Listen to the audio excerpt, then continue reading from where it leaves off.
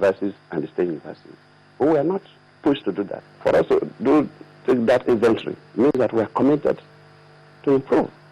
And so we are starting with 200 billion and we'll continue to progress. So we'll expect the ASU to even work with us. And so now that government has come out clearly to even identify these problems with us, taking inventory, photographs and video clips, I think the government is ready to make changes. So I think the emphasis from the ASU strike, and which unfortunately that ASU strikes will last up to three months, is very, very it's quite unfortunate because we have witnessed strikes before. Most of these strikes, government don't agree to the extent we have, even before the call of the strike. I believe, Nigeria, if I say that, people will misunderstand me, but definitely politics has called into so many things we do. When you observe the way people do certain things, you have the feeling that something else is happening. Don't even force a president to declare his interest. It's not right. It is even against the electoral law. Definitely it's against the electoral law. No, even if it is not a sitting president. If you now go and declare that you want to be a governor of a state, we will take you to court. Mr. President, Oyemakono Charles wants to know, he says, Mr. President, is Boko Haram leader Abubakar Shekau dead? If yes, why didn't Nigerians see his body? I don't know whether he's dead or alive. I don't know whether he's dead or alive. I don't know him, I've not seen him.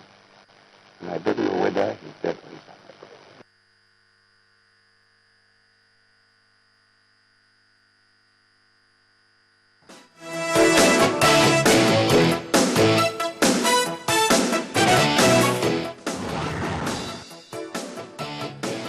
They are clips from the presidential media chat which went on yesterday. Well, we'll focus on that, and we'll join this morning by Dr. Austin Weiser of Pan-Atlantic University. Morning, and thank you for coming today. Yeah, good morning. Good morning. Well, let's start off at that point where the president said he didn't know if Boko Haram leader Abubakar Shekau is dead. I know that got a lot of people actually surprised. Jaws dropped at that. Well, the president is just being honest. And like the former American president many years ago said that if you tell the people the truth, the nation is safe. And maybe drawing from that. But again, it shows also lack of communication, maybe trusts that the information his lieutenants, the people he placed there to give him intelligent information about what is going on, especially security-wise, there's some disconnect somewhere. Did he show some sort of frustration there? Because oh yeah, he shows right there that it's even that he is not even sure. It tells a lot that the service chiefs, they had told him that this man, is dead. And recently, it could be a pre-recorded, it could be something, but that the president, even after his service chiefs said that, look, this man is dead, and he still is not sure. That shows that there's some disconnect. There's something going on somewhere. I know that. The service chief said categorically that he was dead. Because would you remember that the statement that was read was that he may be dead? Yes. That he was shot in the fighting they had in the village, and he was taken away. But they suspected he could be dead.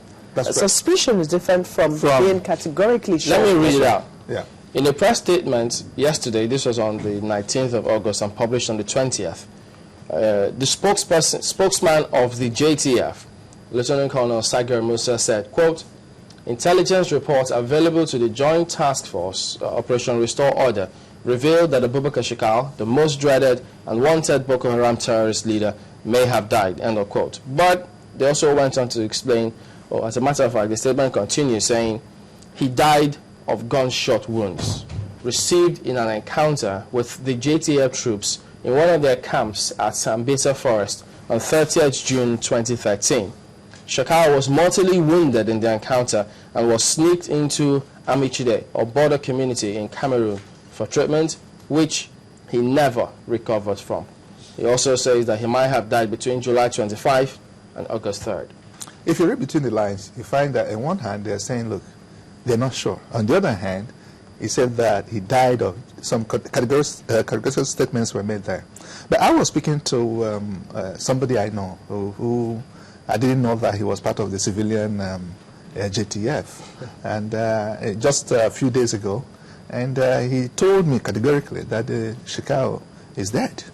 Really? Yes, and maybe, and I don't know, but there's confusion there, and it reminds me of when Al-Qaeda leader was alive, and one time they said, oh, he's dead, another time... Did he tell you how he knew or how he came to that conclusion?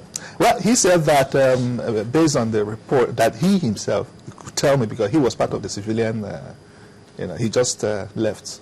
He escaped death, and he just abandoned the project and came back to Lagos from Maiduguri. But going by that, there's confusion everywhere about his death. But whether dead or alive, the thing is that you can kill him, but have you killed the idea behind it? What are they fighting for? The issue is Yusuf, their leader, was killed before, and it was killed, but did they kill the idea? Osama bin Laden is dead, but the idea behind it. So we need to begin to reorientate the people, to begin to fight the idea, so that until you arrest the idea behind all these things, there's no way you can completely wipe out terrorism.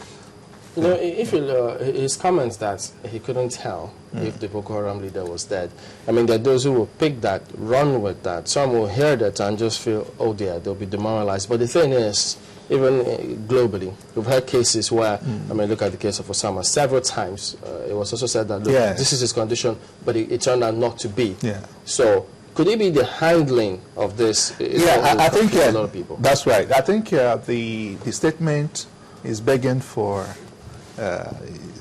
something, and what could have been better put.